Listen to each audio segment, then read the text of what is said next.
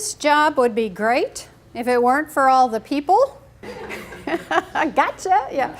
You know, people are messy, aren't they? Numbers are nice, you know, they just line up and, you know, and they balance most of the time, except for me. And then, you know, but people, that's the hard part of it. And the jobs would be wonderful if you didn't have to deal with people. And that's where you run into sharks, you know, a shark attacks, either somebody angry at you,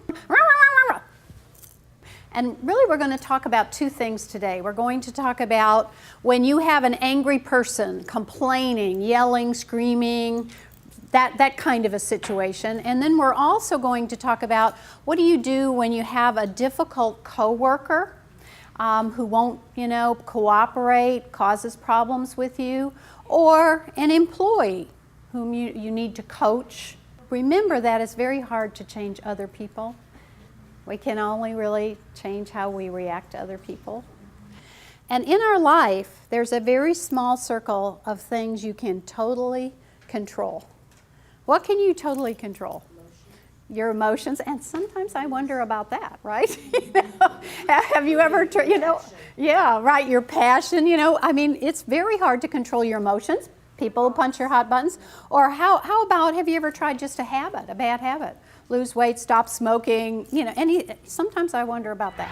Commit to what we call the adult behavior state, right? You can be a child, you can be the scolding parent or teacher, or you can take the adult problem-solving approach, and that's where you don't let them get your hot buttons. Don't let them emotionally hijack. You know, the childlike level, of course, is getting down to their level, right? You know, kind of thing.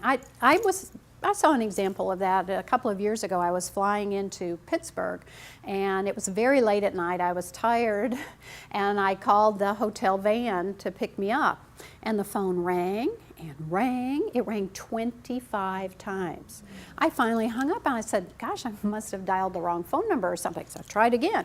This time it rang 27 times. All right, so when the woman finally picked it up, I went, my gosh, the phone just rang 27 times. And she said to me, well, I picked it up now, didn't I? I went, whoa. And of course, I realized I better be nicer. I wasn't going to have a van. So, you know, you have to think, you know, life is an echo. You get back what you send out. You have to be careful there. But she was obviously tired and grumpy. And I punched her hot button. You know, I was tired, I had a grumpy tone of voice, and that kind of thing. That was a childlike approach, no question about it. Then, of course, there's the scolding parent approach. And you tend to use that approach, and it depends on what your parents did. What were your role models as parents? What did teachers do? You know, I do a lot of work in school districts, and it really is interesting. You know, well, if they would just read those memos that we send home with their children. And I said, you know what, that's not going to happen. You know, everybody's busy, the child loses it on the way home, that kind of a thing. So, you know, we tend to say, well, if you had just called us sooner, well, if you had just, right, guess what? People aren't going to change. The chances of other people changing are slim to none.